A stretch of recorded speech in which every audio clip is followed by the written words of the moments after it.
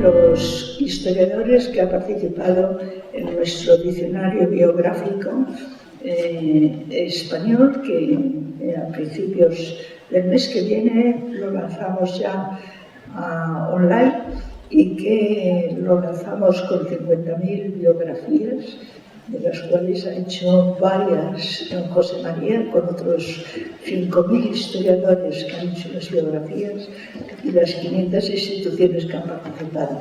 En fin, esta naturalidad, don José María está de acuerdo en que es una joya. Las 50.000 biografías tienen 20 criterios de búsqueda distintas y nos van a enseñar de la historia de España no solo los personajes conocidos, sino también los desconocidos. Así que muchísimas gracias, José María, y ya les dejo con ustedes.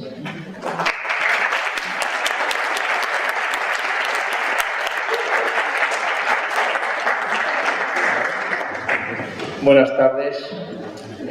Lo primero, agradecer la presencia de todos ustedes en un día en que por fin parece que ha despertado la primavera en Madrid, que se hayan decidido encerrarse en un sótano a escuchar a una persona, pues es de agradecer y sinceramente se lo agradezco. También quisiera empezar a agradecer a las dos instituciones que nos convocan, al Banco, a la Fundación Santander y a la Fundación Cultural de la Nobleza Española. Agradecerle sinceramente, se lo decía antes al director de la Fundación Santander, agradecer que instituciones y que fundaciones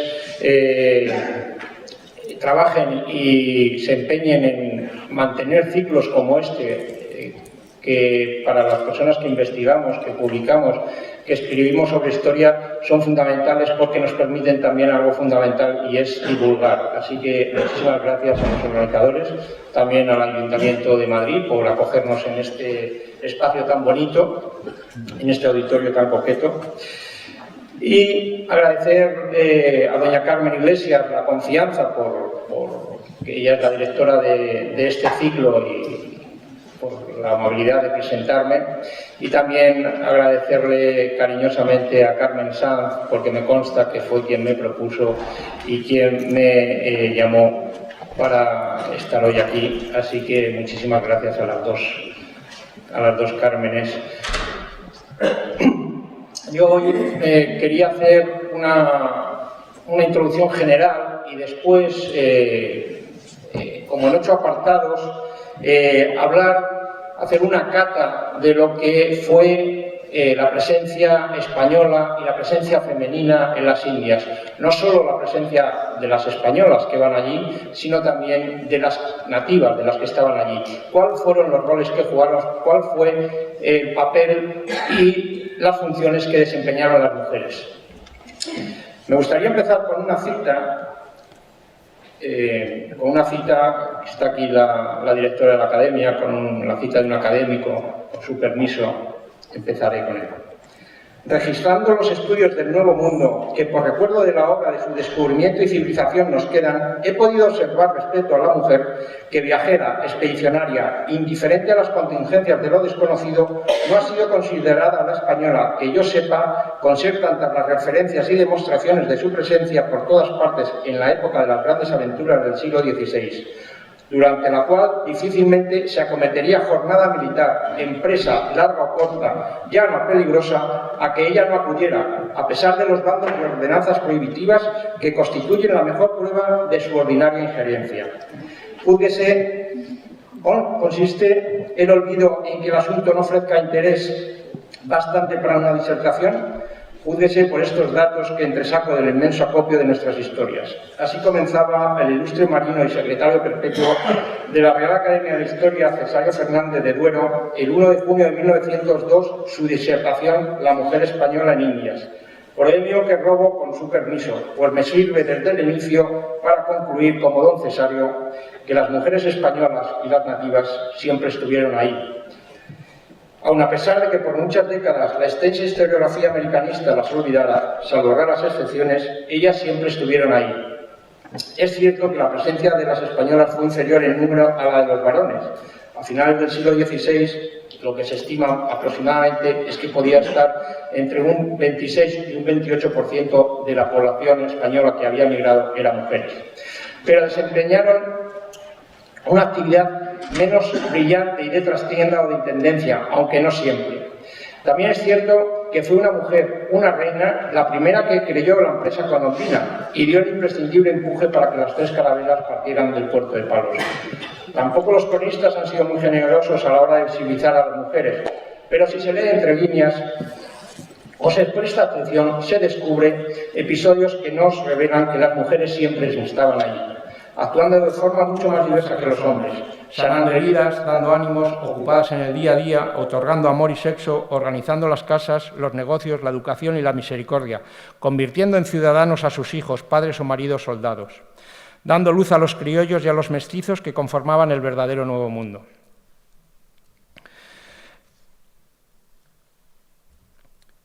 Si leemos bien, como decía, encontraremos entre las crónicas que las mujeres estaban haciendo algo tan bello, vital y cotidiano como amasar el pan, tal y como nos cuenta Lucas Fernández de Piedrahíta, de doña Elvira Gutiérrez, esposa del capitán Juan de Montalvo, la primera mujer que horneó el nuevo reino de Granada. Invisibles o olvidadas, las mujeres siempre estuvieron allí. Las investigaciones más recientes, en los últimos años hay que reconocer que ha habido un boom de investigaciones que se han centrado en el papel de la mujer, no solamente el papel de la mujer en el Nuevo Mundo, sino en general, y también los aportes de las nuevas ciencias, de ciencias como la antropología, como la arqueología, como la estadística, como la economía, nos han ido mostrando y revelando que la mujer jugó un papel bastante más determinante del que pensábamos hasta ahora. Si bien yo tengo que reconocerles que mi gran deuda investigadora sobre el mundo femenino en América proviene de mis lecturas de ese enorme patrimonio literario y poco reconocido que generalmente se denomina Crónicas de Indias. También del maravilloso libro de la investigadora Nancy O'Sullivan, Las mujeres de los conquistadores, la mujer española en los comienzos de la colonización, y de la gozosa lectura que proporciona las cartas privadas de migrantes a Indias recogidas por Enrique Ote o del mundo privado de los emigrantes a Indias de José Luis Martínez. Son estas obras que les cito junto con las crónicas donde uno, si es capaz y sabe leer, va a encontrar esa presencia que fue constante y duradera. Como iba diciendo, las mujeres... Gracias a estas investigaciones nos han ido revelando el importante y significativo desempeño que tuvieron las mujeres en las sociedades virreinales. Aun reconociéndoles sus límites institucionales y sociales y las grandes imposiciones patriarcales de la época, las mujeres jugaron un papel, en ocasiones muy decisivo, no solo en las esferas privadas de la familia, sino también en los ámbitos públicos o privados y en las fuerzas socioeconómicas y políticas que regían la vida virreinal. Conviene recordar que la mujer española, en líneas generales, encontró en el Nuevo Mundo más cauces para romper los roles que se les tenían asignados en la península. Al estar en territorios de frontera y en ciudades en construcción, fueron mucho más activas en una sociedad con límites y estructuras nuevas o mucho más laxos. No había pasado, casi todo estaba por construir, y los hombres necesitaban a las mujeres como apoyo, ejerciendo nuevas funciones y reconociéndoles sus ámbitos de actuación pública y privada. Por todo ello, las mujeres supieron encontrar espacios de mayor libertad y mostraron una gran fortaleza ante las vicisitudes del descubrimiento, en algunos casos mayor fortaleza que los hombres. Además, no hay que olvidar que América fueron las más fuertes, las más valientes y las más decididas. Pero las mujeres españolas no estaban solas. Por su parte, las mujeres nativas, al igual que sus compañeros masculinos, debieron adaptarse a un mundo absolutamente nuevo y extraño. Toda su vida anterior, toda su cosmogonía, costumbres y creencias se vinieron abajo en apenas unos años. Sufrieron de forma muy acentuada esa anomia repentina que se produjo con la llegada de los españoles. Sufrieron por sus hijos, por sus maridos enfermos, muertos, derrotados o obligados a trabajar. Sufrieron por ellas mismas, por su mundo arruinado y lo incomprensible de lo nuevo. Sufrieron porque sus propios padres o hermanos las convirtieron en moneda de cambio o en cláusulas de pacto, pero también demostraron una gran capacidad de adaptación. No olvidemos que la mujer en las sociedades nativas ocupaba un lugar secundario, siempre al servicio del varón, de la familia o del poder o de la religión. Su situación en América, anterior a 1492, no era mejor que la de las españolas o las europeas. Solo hace falta adentrarse en el conocimiento de las culturas precolombinas para saber que su estatus social no era envidiable. Añadamos simplemente que las mujeres americanas hicieron un notable esfuerzo de adaptación, pasando muchas de ellas de una forma de sumisión a otra, y en más casos de los que pensamos se acomodaron bien y de forma voluntaria en la nueva sociedad, ejerciendo sobre los descendientes de las clases nobles un poder que antes no tenían, gracias en buena parte a la protección de las leyes españolas. Más adelante veremos algunos casos. Las mujeres acompañaron a los primeros exploradores y conquistadores. Trabajaron como enfermeras, cocineras e intendentes, y a algunas de ellas no se les quebró la mano para empuñar la espada, la lanza o la rodela. Fueron doncellas, criadas, costureras, ceramistas, religiosas, maestras, gobernaron haciendas y encomiendas y en ocasiones tomaron el mando de la administración virreinal. Gestionaron negocios artesanales, panaderías, tiendas de comestibles y prostíbulos. Fueron agentes esenciales de la primera globalización como dueñas de comercios y de obrajes. Crearon la primera industria textil americana, pero además fueron el factor que aceleró el intercambio de telas, vestidos, muebles y objetos de decoración entre Oriente y Occidente. Sin ellas no podrían entenderse los intercambios alimenticios. En sus cocinas se prepararon guisos y cocidos con productos peninsulares, como el aceite, ajos, cebollas, puerco, ternera o gallina. Pero en las mismas ollas mezclaron maíz, patata, yuca, tomate y quinoa con todas las especias llegadas de Oriente. En sus fogones aprendieron a preparar los pescados crudos y especiados y a rebajar el amargor del cacao americano con el azúcar europeo, hasta lograr las deliciosas tazas de chocolate. Y a hervir aguas con el té oriental, la manzanilla europea o la coca o la quina americana. Así, fueron las mujeres las que en su mayoría ayudaron al intercambio biológico de plantas y animales domésticos. Podríamos decir eso de que les hablen a ellas de cocina de fusión. Por supuesto, su papel más decisivo estuvo en el hogar. Con ella se asentó en América el lado más afectivo y emocional del mundo hispano. Se reprodujo la vida familiar y se participó activamente de la construcción de la nueva sociedad criolla. Fue la mujer el eje principal de la familia, donde se transmitieron los valores fundamentales, donde se creó el vínculo con la nueva tierra y donde se fraguaba la transculturalización que dio origen a la sociedad criolla. La presencia femenina suavizó la salvaje vida de frontera. Fue foco de atracción para los conquistadores, convirtiendo los primeros campamentos militares en ciudades habitables. La mujer dio el reposo y la estabilidad requerida para el establecimiento de los hogares, los linajes y las instituciones sobre las que se cimentaría la sociedad virreinal. Fue el gran canal transmisor de culturización ibérica, la transmisora del mundo patrio, la gran educadora de la aristocracia indígena, de la mayoría mestiza y de sí mismas. Pero, como veremos, al tiempo que ejercía de madre y de maestra, reivindicaba un lugar de mayor relevancia social. Gracias a la estabilidad familiar y al asentamiento de la población, se pudieron fundar y desarrollar las ciudades, la verdadera forma de organización social española. Fue la presencia femenina la que catalizó la metamorfosis y permitió la generación de una vida urbana estable y ordenada. Las ciudades americanas del siglo XVI eran el reflejo de las españolas. La vida cotidiana, la forma de vivir, la creación de la cultura urbana estará en manos femeninas durante todo el siglo XVI. Fueron, sin dudas, las arquitectas del vivir ciudadano. La corona también utilizará a la mujer peninsular para asentar a los conquistadores en los territorios, para darle estabilidad a la población y, por tanto, al gobierno y a la organización administrativa. Por ello, muy especialmente desde 1544, se prohibirá a los casados pasar al Nuevo Mundo sin sus mujeres o sin el consentimiento de ellas y desarrollará todo un corpus legislativo favoreciendo lo que hoy podríamos llamar la reunificación familiar.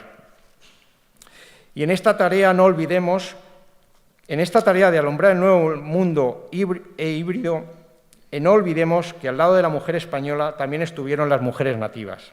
Sobre ellas recayó a menudo las tareas más ingratas del hogar. Fueron las que con su trabajo en los campos, en los ingenios y en los obrajes mantuvieron sus propias familias nativas o mestizas, en numerosas ocasiones sin la presencia del varón, y contribuyeron al asentamiento y desarrollo de las familias de origen hispano.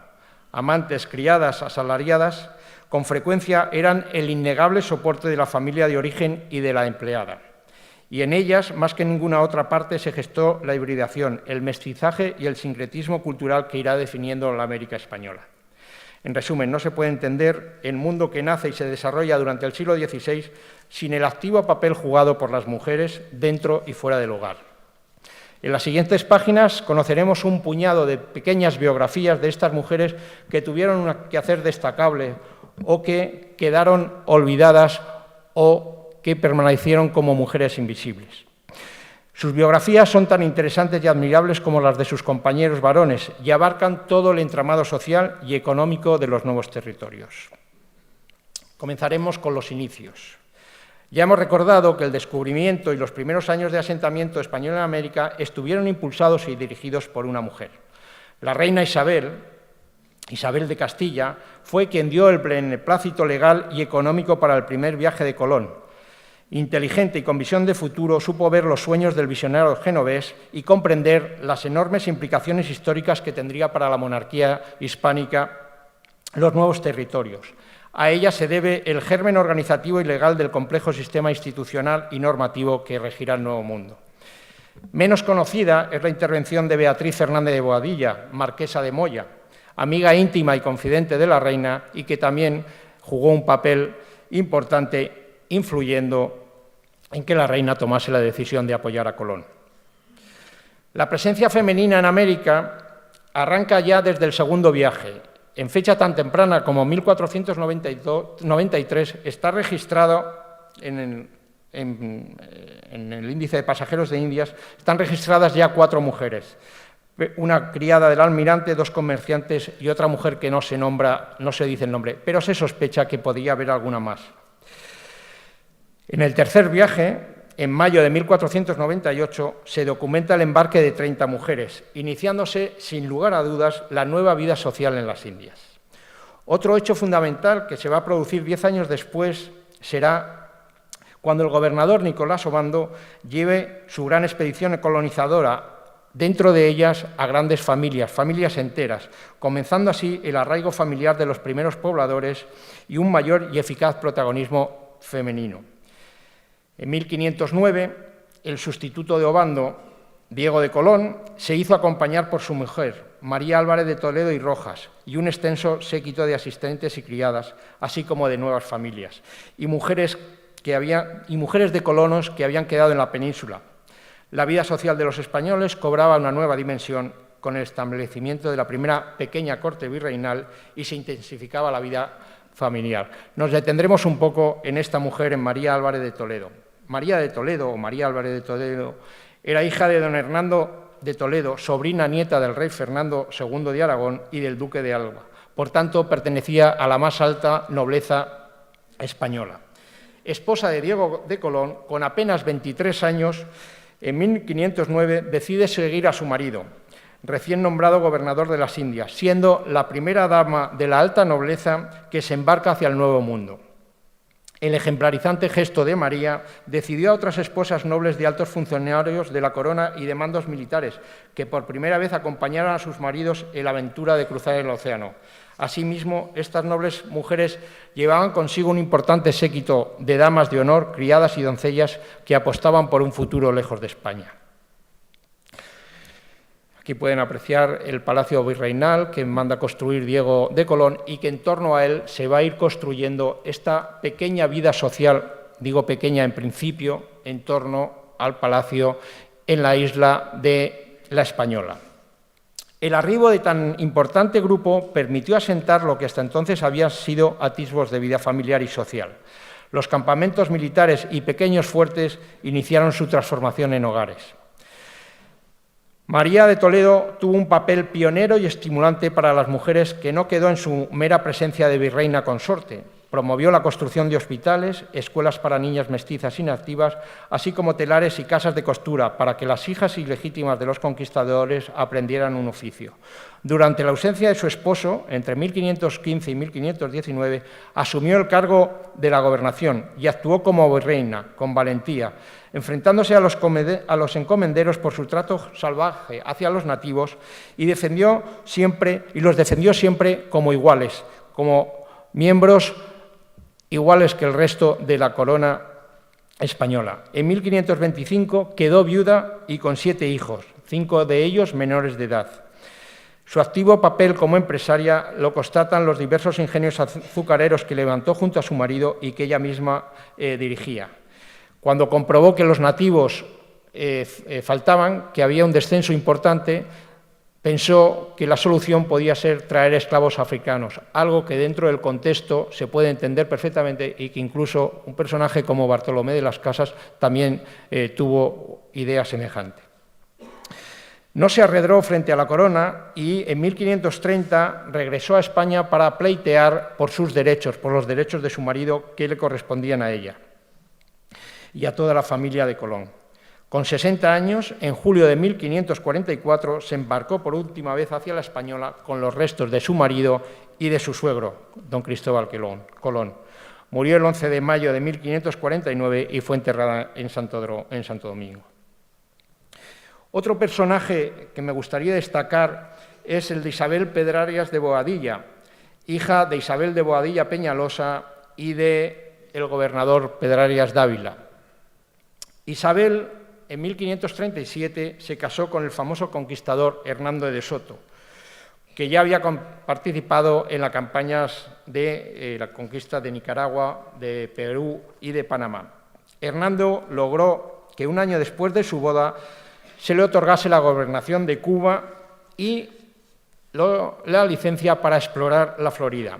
Isabel puso su importante patrimonio, varias heredades en Segovia y cuanto a esas cabezas de ganado, porque hay que decir que Isabel era una de las hijas de uno de los linajes más importantes de Castilla, puso, como decíamos, toda su dote y todo su patrimonio al servicio de su marido y se embarcaron juntos rumbo a Cuba.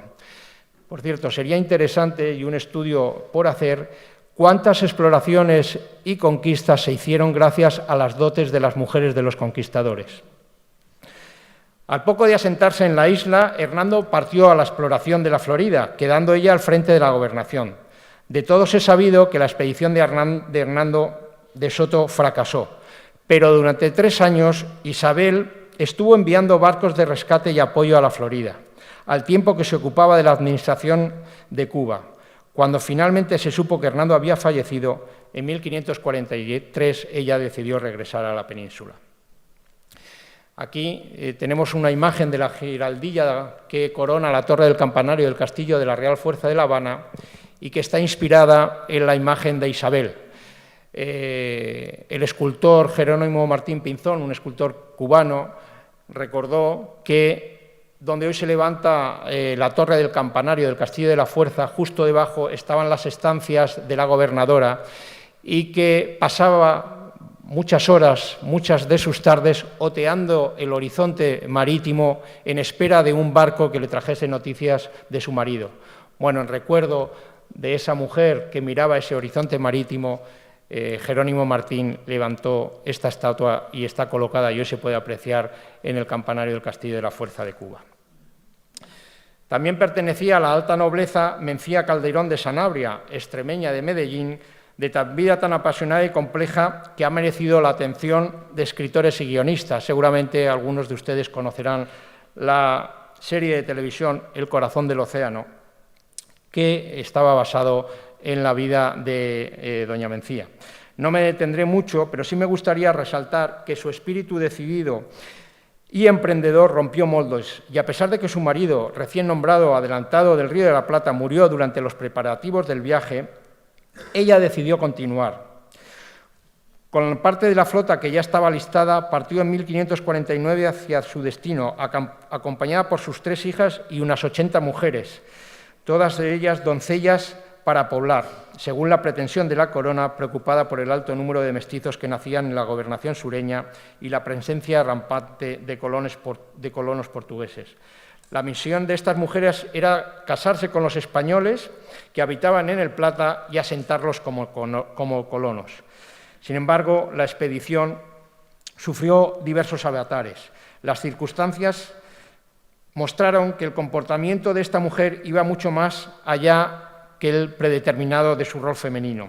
Enfrentaron piratas, pasaron meses varadas en la costa de Guinea, sobrevivieron a una epidemia de peste, soportaron el cautiverio de los portugueses y recorrieron a pie más de 1.500 kilómetros desde Brasil hasta Asunción, cuando finalmente en 1555 arribaron a su destino. Para entonces, doña Mencía ya no era gobernadora, había perdido sus derechos. Pero en todo este recorrido, doña Mencía ejerció el liderazgo y fue la madre y capitana no solo del grupo de mujeres, sino también, en algunos momentos, incluso de los hombres. Establecida en la Asunción, ella que iba para ser gobernadora, enfrentó su vida como una vecina más, donde crió y casó a sus 9 hijos. Novelesca y apasionante fue también la vida de doña Isabel de Barreto. Supongo que este será uno de los personajes más conocidos, porque fue la única y la primera mujer que llegó a ser almirante de la flota del Pacífico Sur, gobernadora y capitana general. Como digo, la única mujer con estos cargos y la única mujer, además, que ha sido almirante de nuestra Armada.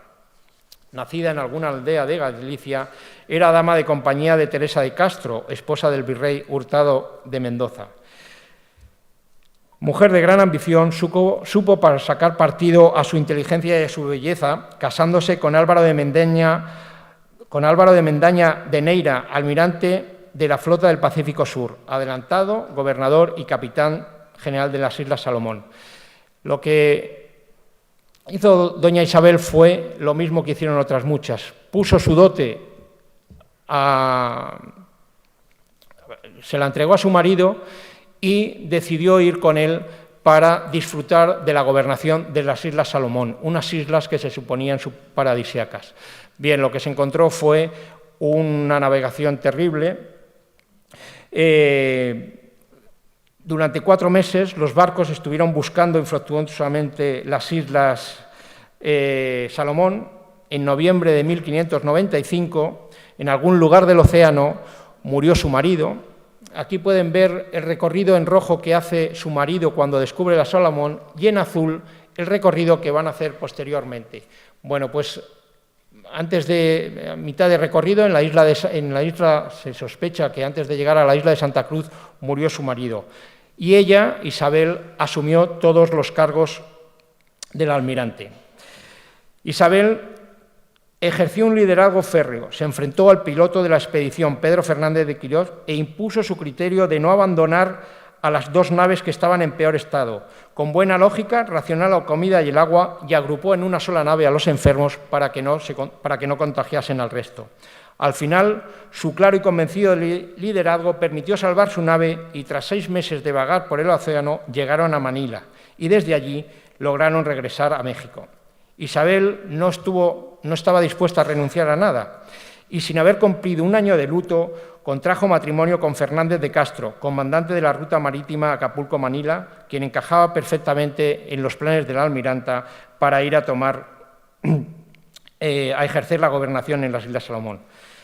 Isabel pretendió organizar otra nueva expedición, pero diversos problemas burocráticos e incluso cierta oposición de otros almirantes y de otros adelantados por ser mujer le impidieron regresar al Pacífico y cumplir su sueño de ejercer como gobernadora de las Islas Salomón. Estos son algunos ejemplos de mujeres que ejercieron cargos de alta dirección, podríamos decir, que ejercieron como gobernadoras, que ejercieron como adelantadas o que ejercieron como virreinas, ¿no? También podemos citar a Juana de Zárate, que fue gobernadora en Chile, a Isabel Mantique o Aldonza Villalobos, que fueron gobernadoras de la isla Margarita, o a Beatriz de la Cueva en Guatemala, o a Catalina Montejo en el Yucatán. fueron pioneras y rompieron algunos moldes, como también fue pionera y rompió moldes Guiomar de Alonso, quien, además de ser una mujer muy inteligente para los negocios, casada con el contador real Pedro de Paz, vecinos de Santiago, entre 1527 y 1540, cuando ella se queda viuda, el matrimonio amasó una importante fortuna que les permitió levantar una villa en la ciudad de Santiago de Cuba y ser un poco el centro de la vida cultural y social de la ciudad y casi de la isla. La viuda supo mantener esa fortuna y hizo su casa la estancia obligada de cualquier persona principal que recalase en la isla. Así, cuando el joven gobernador Juanes de Ávila, en febrero de 1544, llega a la isla para ejercer su cargo, mientras le preparan los aposentos de su palacio, se instala en la villa de doña Guiomar. Lo que ocurre es que esa transitoriedad se convirtió casi en permanente y se dispararon las habladurías y los chismes en la isla. Sobre todo porque, no tanto porque convivieran juntos, sino porque bastantes de las decisiones que tomaba el gobernador beneficiaban a los negocios de doña Guiomar. Esto hizo que se presentasen algunas denuncias en España y que también interviniese el obispo de Cuba. Al final, el obispo consiguió que se casasen, yo creo que ya más por la costumbre que tenían de convivencia que por las presiones del obispo, pero doña Guiomar siguió controlando los resortes del poder a través de su marido, porque su marido fue denunciado en numerosas ocasiones por prevaricación y además sufrió un duro juicio de residencia, que también fue saldado y condonadas las penas impuestas por el dinero que puso encima de la mesa doña Guiomar. Es decir, que doña Guiomar fue una mujer que no se arredró ni por quedarse viuda, ni por lo que dijesen, estuviese bien o mal desde el punto de vista ético sus actuaciones, pero desde luego rompió moldes y ejerció un rol femenino que no se esperaba de ella y que, como podríamos decir, rompió formas de actuación que normalmente no estaban designadas a las mujeres en el siglo XVI. También fue empresaria de éxito María de Ledesma, dueña de la mancebía más importante de Potosí, durante las últimas décadas del siglo XVI. María poseía una hermosa hacienda donde recibía y reunía a los más ricos mineros y altos cargos de la administración virreinal, no solo los asentados en la ciudad, sino también los de la cercana y aristocrática Charcas. Hombres de negocio y funcionarios reales acudían a su casa. La anfitriona era famosa no solo por sus encantos femeninos, sino también por el virtuosismo con el que tocaba la vihuela y la dulce voz con la que cantaba canciones españolas.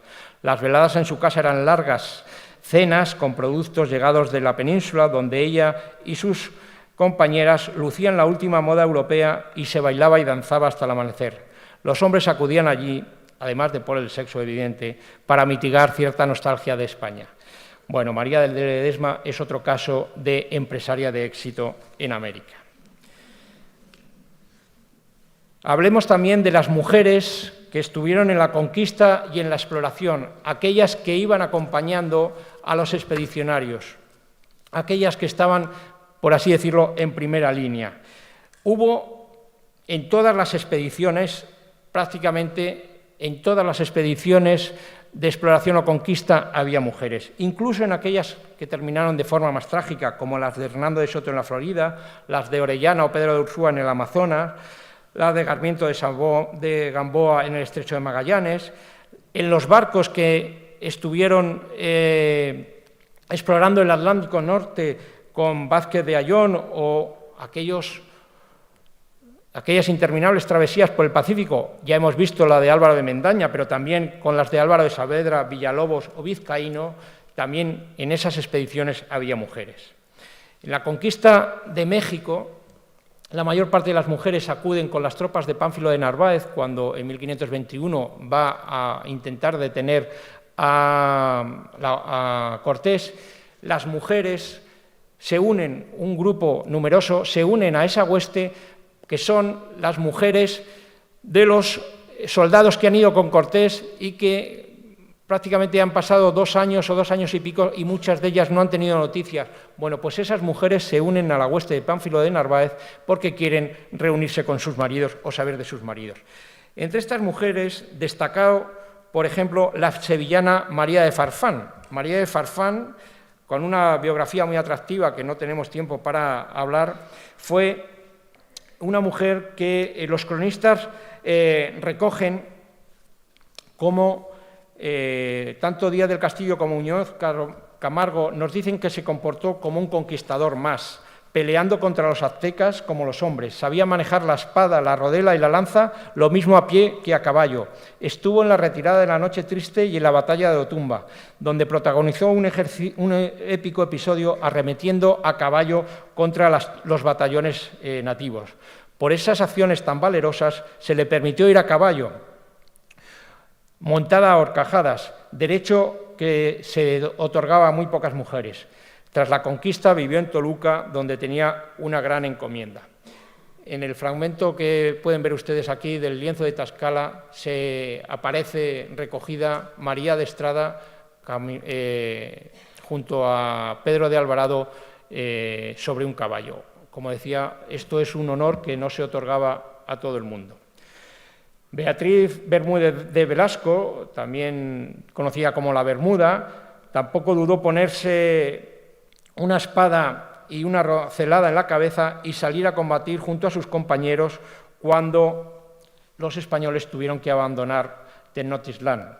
O Isabel Rodríguez, que ante la toma y el asalto definitivo de la capital azteca, supo organizar al resto de mujeres y organizar una pequeña enfermería de campaña donde asistieron a los heridos. También Beatriz Muñoz fue otra activa mujer que organizó una casa de curas en los astilleros de Tlaxcala, donde se construyeron los bergantines con los que finalmente se tomó Tenochtitlán. Es fácil imaginar las numerosas heridas que provocó la corta de la madera, el desbroce de los troncos, el ensamblado de todas estas maderas para construir los bergantines con herramientas muy rudimentarias. Bueno, pues allí Beatriz Muñoz organizó esta enfermería que fue acompañando a los bergantines en su traslado desde Tlaxcala hasta Texcoco y que además mantuvo esta pequeña casa de socorro como lugar de paritorio o de enfermería para las mujeres que estaban embarazadas. Beatriz Hernández, también durante las revueltas chichimecas, en el sitio de la ciudad de Guadalajara, organizó a las mujeres, las refugió en la iglesia y ella, armada también con espada y lanza, cuando pudo, las sacó de la iglesia y las llevó a un lugar mucho más seguro. En el Perú, en la conquista del Perú, también hubo escenas protagonizadas por mujeres, también escenas de valor y de armas.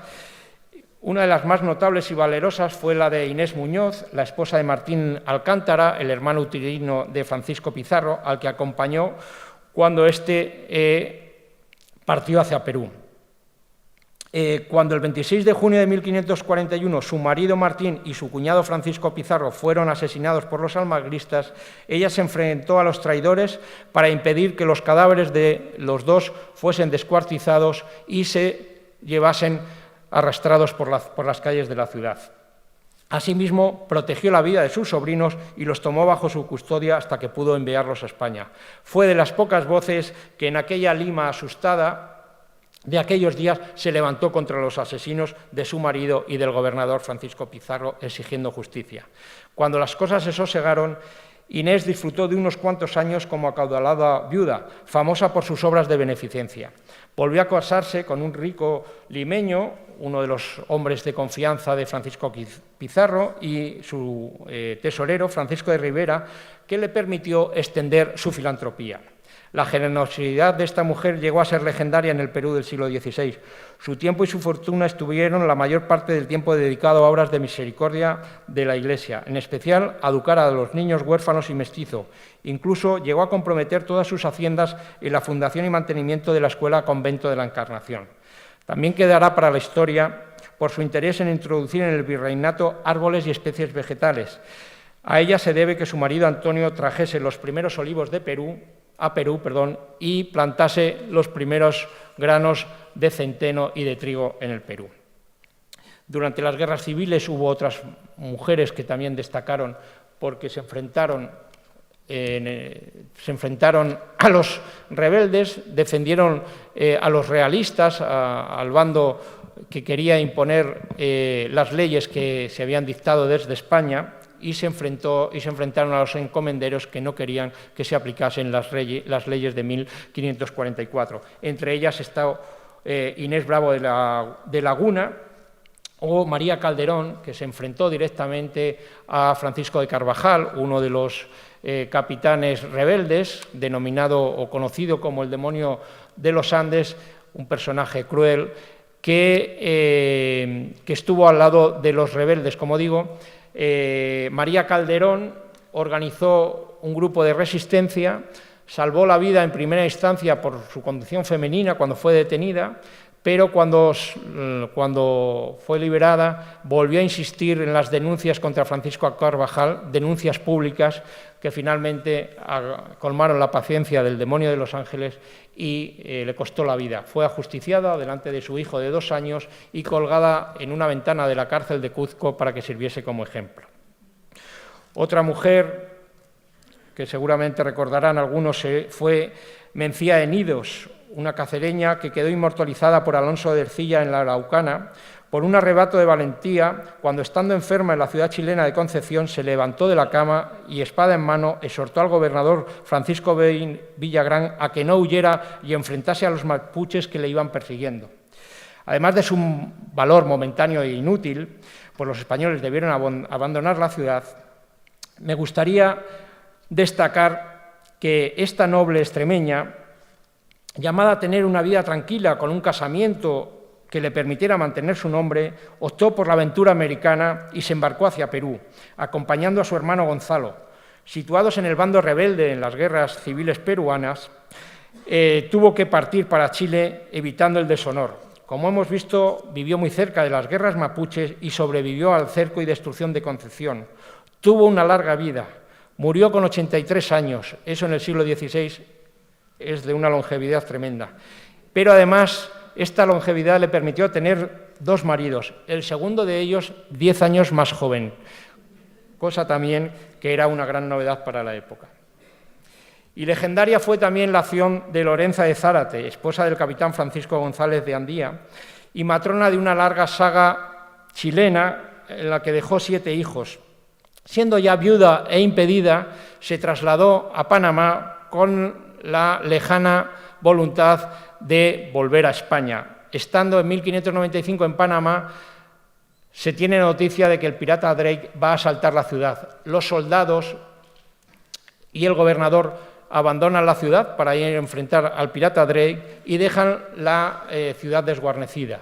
Bueno, los vecinos, asustados, se organizan y pretenden huir y salir de la ciudad. Pero Lorenza de Zárate pide que la saquen por las calles en una silla, porque, como digo, no podía caminar, y con una espada en la mano va diciendo a los ciudadanos que ella está dispuesta a defenderlos, que no abandonen la ciudad, y en ese ir y venir de las calles va dándoles ánimos. Al final no fue necesario que se enfrentase al pirata Drake, porque, como bien saben, fue derrotado antes de que pudiera entrar en la ciudad. Bien, hasta aquí hemos visto una serie de actos heroicos también protagonizados por las mujeres. Me gustaría también traer al recuerdo las esposas invisibles. Inés Suárez, de cuya vida nos dio noticia el soldado gallego Pedro Mariño de Lovera en su crónica del Reino de Chile, fue la primera europea en aquellas tierras. Pero no vamos a hablar de Inés Suárez, que seguramente todos la conocerán por la famosa novela de Isabel Allende, Inés del alma mía. Me interesa mucho más el reverso biográfico de Inés, María Ortiz de Gaete, quien no ha tenido ninguna novela que la recuerde. Marina se casó con Pedro de Valdivia en 1527. 4 años después, el conquistador parte hacia Perú. Marina debió soportar estoicamente la ausencia y la vergüenza de saber que era de dominio público que Valdivia en Limia estaba amancebado con Inés Suárez. Durante toda la conquista de Chile y luego una vez asentado en Santiago como gobernador, Inés y Pedro vivieron como un matrimonio. En 1547, Pedro de la Gasca, tras poner fin a las guerras entre españoles, pidió a Valdivia que viviese conforme a su situación legal y a la moral católica, dando ejemplo como buen gobernador. En el invierno de 1553, tras 22 años de ausencia, llegó a La Serena una carta y una comitiva combinando a Marina a reunirse con Valdivia en Chile.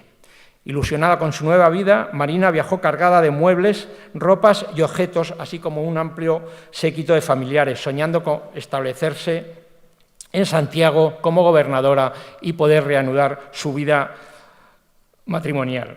En la primavera de 1554, nada más desembarcar en el puerto panameño de Nombre de Dios, recibe la noticia de que su marido había fallecido batallando a los indios mapuches. En Santiago se encontró viuda y sin recursos.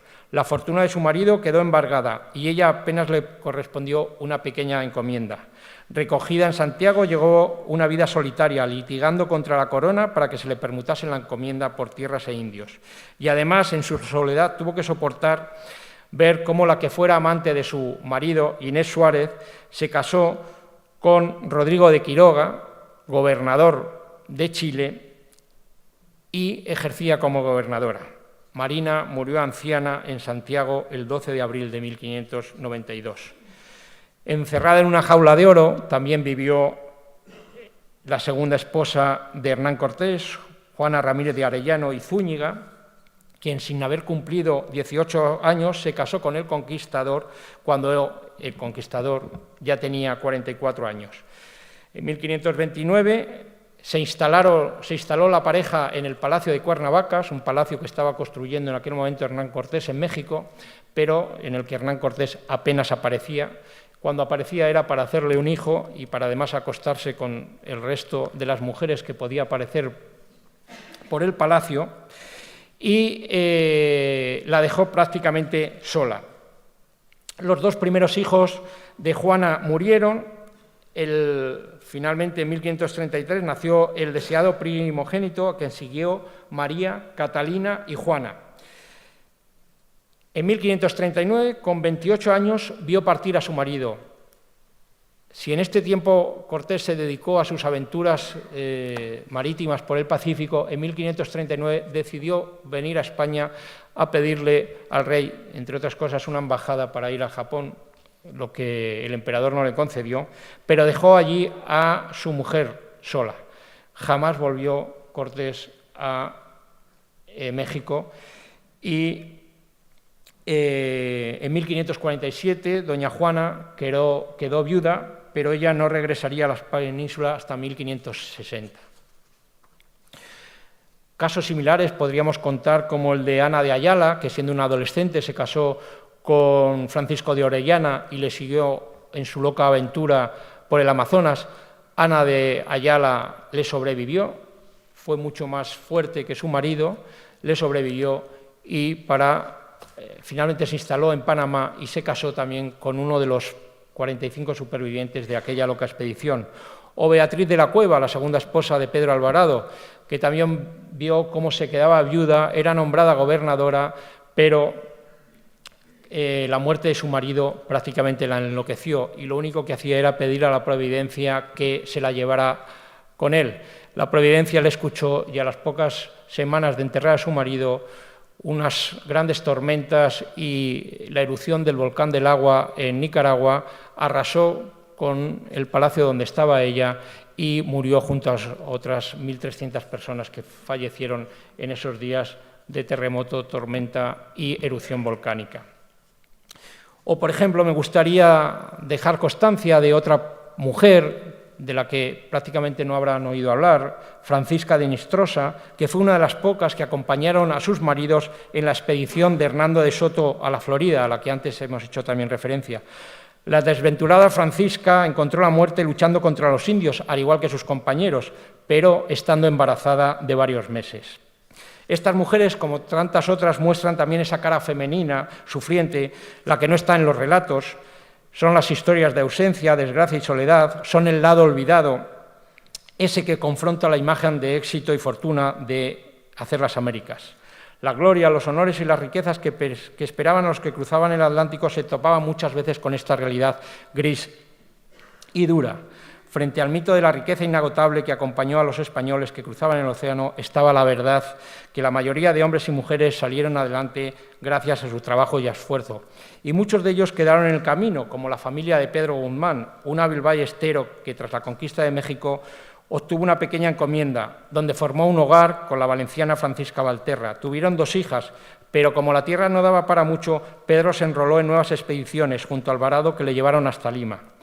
Cuenta el Inca Garcilaso que allí esperó a reunirse con su mujer y cuando por fin en el puerto del Callao se reunieron, se trasladaron a Quito para sentarse en su nuevo hogar.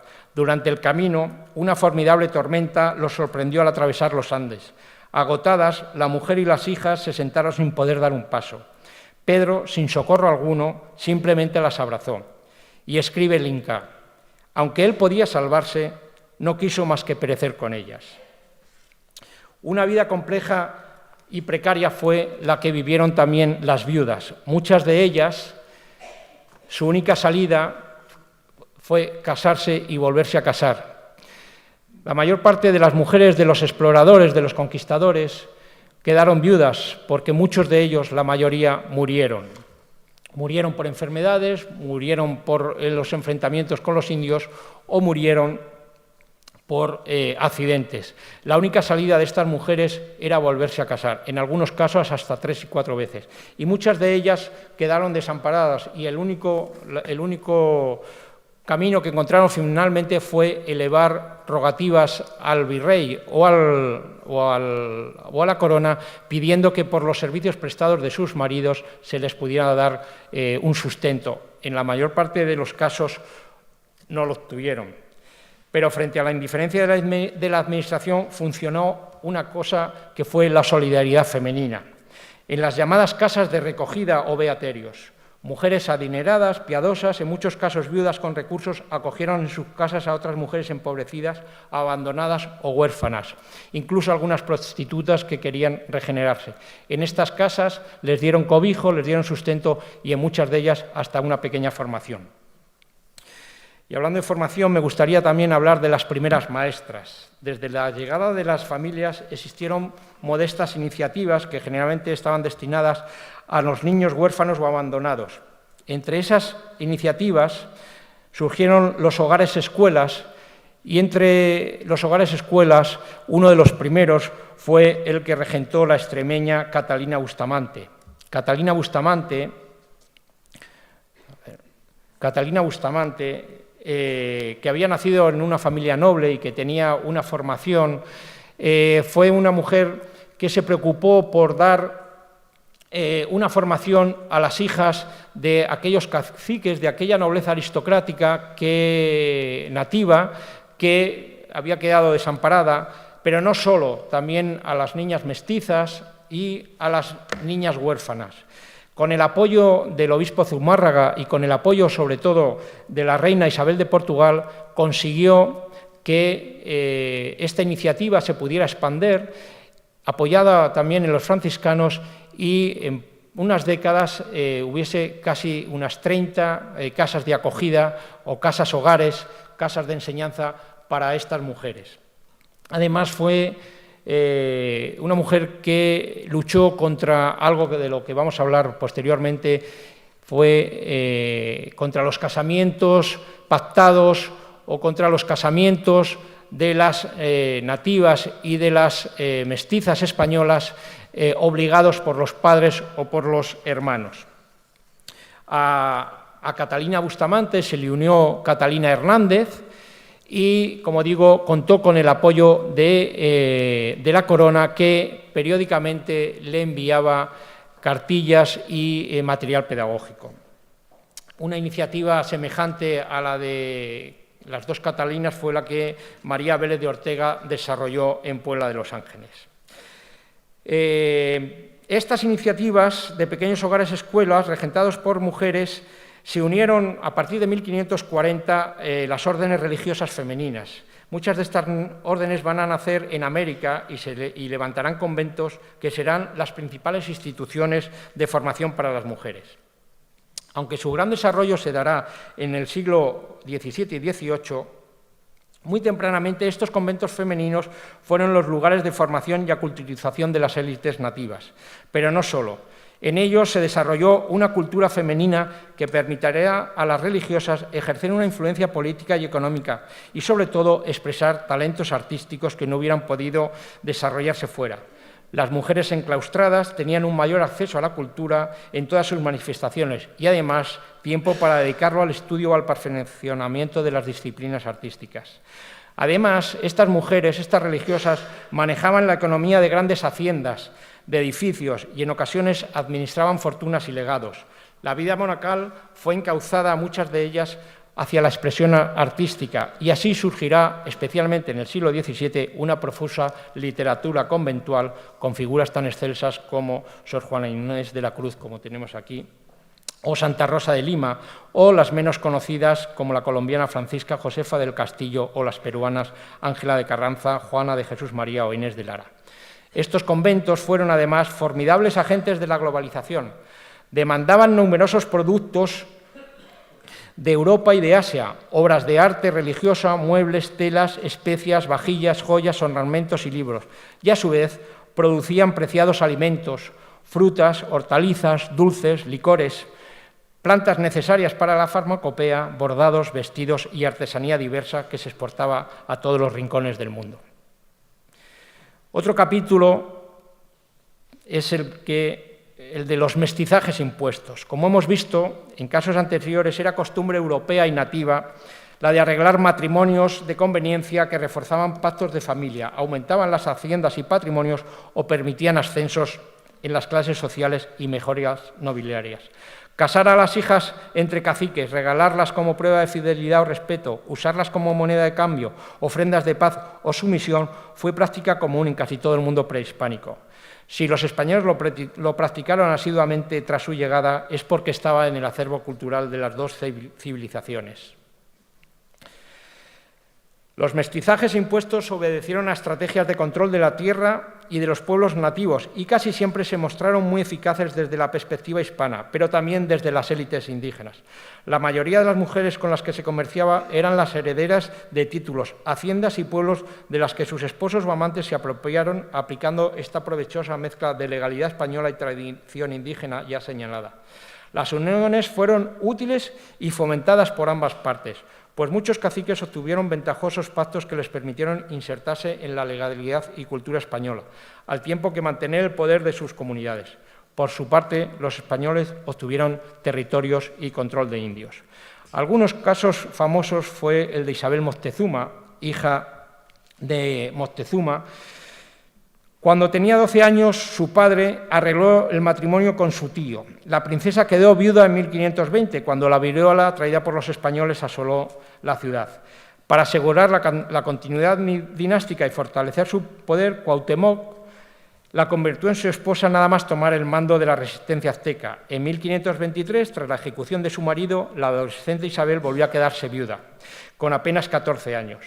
Cortés había prometido a Moctezuma ocuparse de su familia, por lo que arregló el matrimonio de Isabel con Alonso de Grado, un hombre de su confianza. Además, le dio a Isabel una importante dote de tierras y de indios, en la que destacaba la gran encomienda de Tacolpán, la más grande e importante de todo el valle de Anahuac. El matrimonio fue breve, pues Alonso murió en 1527 sin dejar descendencia. Viuda por tercera vez y con 18 años, fue acogida en la propia casa de Cortés, quien la hizo su amante y además la dejó embarazada mientras le buscaba un nuevo marido. Su cuarto matrimonio fue con Pedro Gallego de Andrade, quien la tomó como esposa, como digo ya, embarazada de Leonor Cortés. El matrimonio de Isabel y Pedro fructificó con un hijo, pero el español murió en 1530. Su quinto y último desposorio fue pocos meses después con Juan Cano de Saavedra, un empresario cacereño afincado en México y cercano también a Cortés. La pareja tuvo 5 hijos y vivió feliz y unida hasta que en 1550 Isabel falleció, dejando una considerable fortuna. Sus descendientes hoy fueron reconocidos como los condes de Miravalle, título que todavía hoy existe. Más compleja, y no tenemos tiempo para explicarla, fue la vida de Beatriz Clara Colla. Beatriz Clara Colla era hija de Sari Tupac y Cusi Huarcay, la alta aristocracia inca, era sobrina del inca rebelde que estaba apriscado en Vilcobamba, en las montañas de Vilcobamba, y que tuvo en jaque durante bastante tiempo a los españoles. Y, como digo, la princesa Beatriz fue moneda de cambio entre las negociaciones que tuvieron los españoles y los incas rebeldes. Pero además había otro español, Diego de Arias Maldonado, Cristóbal Maldonado, que había palabrado con el padre de la niña su matrimonio, y que cuando vio peligrar, por las negociaciones que mantenían los españoles, cuando vio peligrar este matrimonio, no se le ocurrió otra cosa que violar a la niña y decir que se había consumado el matrimonio. Entre estas idas y venidas, la pobre niña estaba enclaustrada en el monasterio de las Clarisas. Mientras se iban estableciendo las negociaciones, es una historia un poco compleja que no nos va a dar tiempo a relatar, pero digamos que mientras iba ofreciéndose a unos y a otros, la pobre niña permanecía enclaustrada, sin poder decidir nada, viendo cómo su vida la iban decidiendo los avatares políticos. Finalmente, los incas rebeldes fueron derrotados por Martín García de Loyola, sobrino de San Ignacio de Loyola, el fundador de la compañía, y que en aquel momento fue el hombre de moda, el hombre del momento en Lima y en todo el virreinato de Perú. El virrey pensó que podía ser un buen partido para la niña y decidió sacarla del convento para que se casase con el héroe Martín. Cuando se iban a celebrar los desposorios, apareció Cristóbal Maldonado, que había huido a España, aquel que la había violado, exigiendo sus derechos sobre la niña y diciendo que él era el marido. ¿Qué significó? 2 años más de pleitos, la niña otra vez, ya una adolescente de 18 años, otra vez al convento de las Clarisas, y nuevos pleitos y disquisiciones judiciales. Mientras tanto, a Martín lo nombran gobernador de Chile. Cuando por fin se dilucidan todas las cuestiones legales y pueden casarse, sacan a la adolescente, a la joven ya Beatriz, y por fin en 1572 se celebra la boda y se desplazan a Chile. La verdad es que la pareja pudo vivir solamente unos pocos años, porque en 1593 fructifica la pareja y tienen una niña, pero en 1598 el gobernador muere en un ataque de los indios araucanos. Beatriz y la niña deciden regresar a España para vivir con la familia de los Loyola, pero estando esperando el barco en 1600, en Lima, fallecerá doña Beatriz. Bien. También hubo amores por el otro lado, es decir, amores reales y verdaderos, mujeres nativas que se enamoraron de los españoles, que convivieron con ellos y que tuvieron hijos. Quizás uno de los casos más conocidos sea el de la India Guaricha, que se enamoró de Alonso de Ojeda, o el de Ana Yansi, la mujer que acompañó prácticamente desde que era una niña, porque fue entregada por su padre a Núñez de Balboa, y que cuenta la leyenda que tuvieron que arrancarla del patíbulo donde ejecutaron a Núñez de Balboa. La India Guaricha cuentan que Alonso de Ojeda fue un personaje también bastante controvertido y turbio, que al final de su vida decidió purgar todas sus desmedidas acciones en un convento y abandonó a su mujer, con la que había tenido 3 hijos y a los que los había reconocido. Bueno, pues Guaricha cuentan que iba todos los días al convento a visitarlo, él se negaba a verla por vergüenza. Cuentan que cuando murió, Guaricha se tumbó en la tumba de Alonso de Ojeda y allí murió. En honor de aquella historia que tiene algunos visos de leyenda, pero muchos trazos de verdad, en la plaza de Maracaibo, en la plaza de Alonso de Ojeda, está esta escultura en honor de Isabel. Y por último, ya para finalizar, me gustaría hablar de las mujeres olvidadas, las que se quedaron en España. Para terminar, unas líneas para estos centenares de mujeres que permanecieron obligadas por las circunstancias a una soledad que casi siempre devino en abandono, madres, hermanas y sobre todo esposas que se quedaron al cuidado de hijos, padres, hogares y haciendas mientras sus maridos embarcaban y reinventaban su vida en América.